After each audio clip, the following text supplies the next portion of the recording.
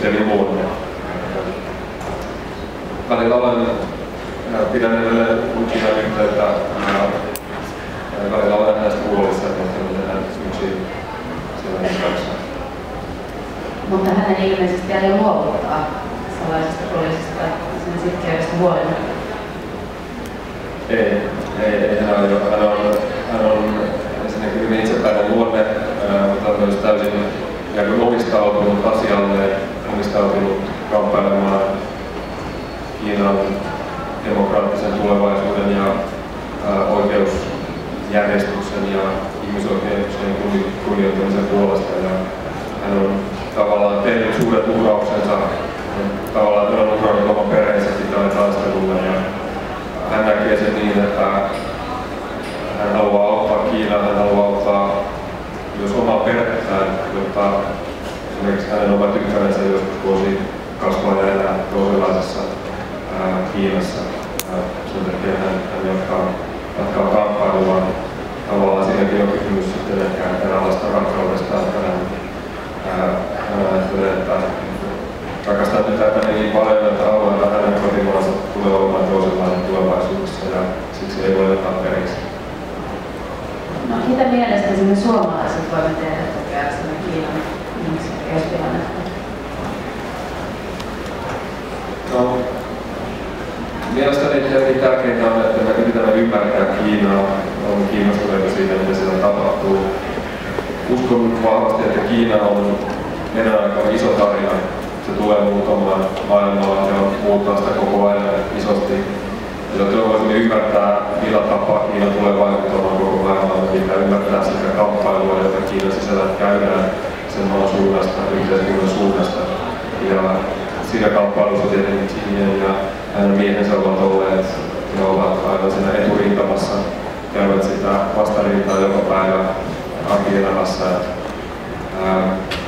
Meidän tehtävämme lähinnä on ensisijaisesti on olla tietoisia tästä ja ymmärtää, että meidänkin teolla länsimaissa on vaikutusta siihen Kiinan elämään. Meillä vaikka suomalaisia yrityksiä, jotka investoivat Kiinaan. He tekevät sen tietenkin bisnesmielessä, mutta toki siinä samalla kerrytetään verotuloja Kiinan hallinnolle kommunistiselle puolueelle, joka edelleen kiihtyvässä määrin käyttää näitä verovaroja omien kansalaistensa vainoon. Ja toivoisin, että tämä kirja osaltaan sitten auttaa suomalaisia lukijoita ymmärtämään Kiinan todellisuuden monia ristiriitaisia puolia. Vaikka tämä aihe on näin raskas tai sisältää aika hurjia asioita, jopa tahtomaisia, että jos tämä on Hollywood-elokuva, niin en tiedä uskoisiko kukaan kaikkea näitä tapahtumia, mitä tässä on, niin tämä on kirjoitettu kuitenkin hyvin vetävästi ja omalla tavallaan kevyesti. Ainakin itse koen, että kun tätä ryhtyy lukemaan, niin olen pakko lukea kyllä loppuun asti. Olet valinnut olla tietoisesti tämmöisen kevyemmän tyyli kuin puhdasti faktatietokirja. Tämähän on tosi tarina, kaikki mitä kirjassa kerrotaan on totta ja tapahtunut. Mä en ehkä kuvailisi sitä kevyeksi tai siihen pyrkinyt, mutta pyrin tarinallisuuteen.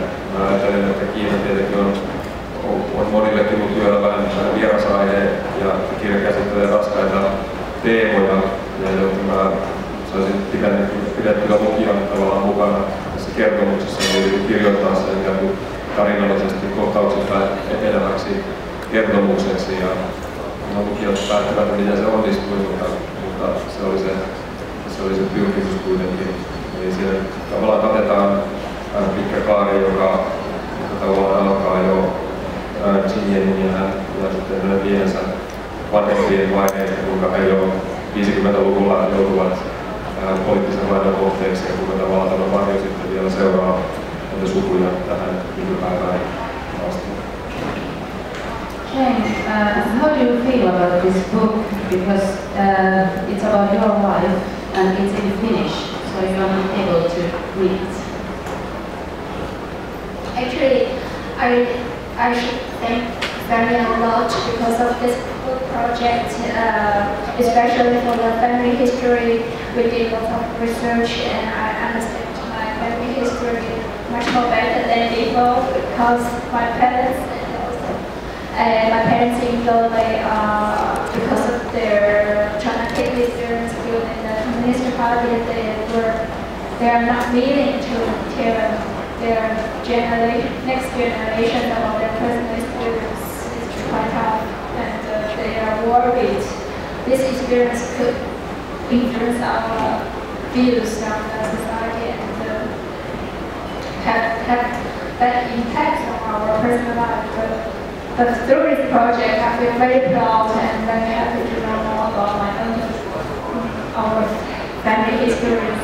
And also, every time Sandy finished chapters, he tried to translate, and through the Google translation, his translation and oral translation, I roughly went through the whole story, and I'm very happy that through this book, Sandy is able to tell not only my story, Buddha's story, but it represents the ordinary, everyday life's resistance against the regime's operation on people's life, everyday life.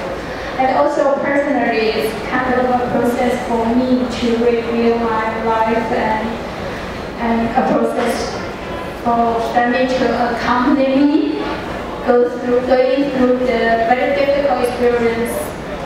So I really appreciate, and I think the book is very well. And I'm not saying that this book is exactly very well speaks for the Chinese people, but it's even more than that. It represents Chinese people's story very well. Thank you so much. Haluatko Sami kommentoida? Hyvä kuulla. James, what do you think that we here in Finland could do for your family? Actually, I think my view is very well represented in the book. That is, without the international community's support and attention to it cannot survive.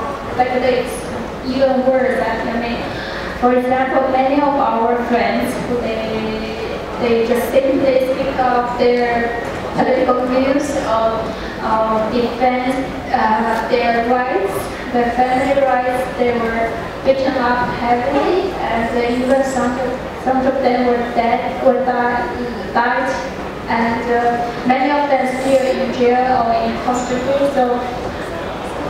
So for me, it's like there's something universal, and I want the international regions understand the situation of a real China, real Chinese people's life, real Chinese people's feelings, and then not to cooperate with the government to crack down on the people, but to support us through their own way, possible way. Täällä kirjassa on tämmöinen kohta, joka hyvin kertoo tästä tavallaan Kiinan salaisen poliisin tilanteesta. Eli Jane kertoo tässä, että ennen Samin kirjaa, niin hänkään ei tiedä vanhempia sen menneisyydestä kaikkea sitä, mitä Sami sitten kertoi kirjassaan ja tässä tämän kirjan prosessin yhteydessä. Eli nämä on tavallaan niin vaikeita ja vaiettuja asioita myös perheiden sisällä. Ja täällä kerrotaan näin, että Jane ei ollut syyllistynyt mihinkään. Hän oli vain seurannut rakkauttaan ja joutunut sen vuoksi vainotuksi. 4 vuotta aiemmin hän ei ollut edes tiennyt, että Kiinassa on salainen poliisi. Nyt se kävi nukkumassa hänen olohuoneessaan. Haluatko Sami kommentoida tätä? Joo, tämä viittaus siihen, että salainen poliisi nukkuu olohuoneessa, se on tosi tilanne Xinjiangin elämässä, kun hänen miehensä virallisesti pidätettiin käytännössä ikään kuin siepattiin kotoaan, niin Xinjiang jäi yksin vauvun kanssa kotiin ja salainen poliisi tuli sitten asumaan hänen olohuoneeseensa yksikin aikaa, jotta Xinjiang ei pystyisi kertomaan tapahtuneesta muualla maailmalla. Ja internet ja puhelinkin oli siinä vaiheessa poikkeutena ja sinne yksinään koostamaisten poliisien kanssa. Kiinan salainen poliisi, josta tässä kirjassa paljon kerrotaan, on todellakin salainen. Sitä itse asiassa tavalliselta kiinalaiselta kun kysyy, niin monet eivät tiedä, että sellainen organisaatio on olemassa. Tietävät, että varmasti on valtiokoneisto, mutta tavallaan, että on järjestelmä, niin kuin huopaava salainen poliisi, niin on tavallaan aika tuntematon juttu.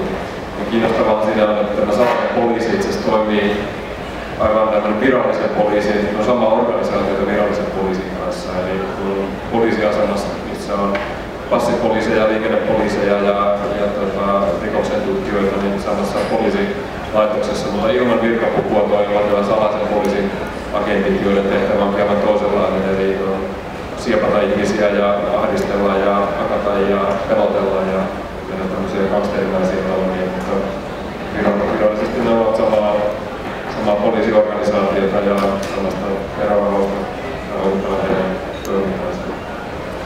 Tasalla voisi sanoa, että salainen poliisi ei ollut kyllä siinä mielessä enää niin täysin salainen, että ainakin niistä on onnistuttu yksi kokonainen kirja kirjoittamaan kaikesta tästä toiminnasta, vaikka tietysti sen selville saaminen ei ole aina helppoa, mutta itsekin joutunut livahtamaan ja huijaamaan heitä, että pääset ylipäänsä haastattelemaan mukaan isottaa sinne arestiin. Uskotko, että yksi kirja voi muuttaa maailmaa? Kyllähän siihen pitää uskoa tietenkin. Ja, ennen kaikkea mä uskon, että sillä on merkitystä, että nämä tarinat tuovat ihmisille tietoa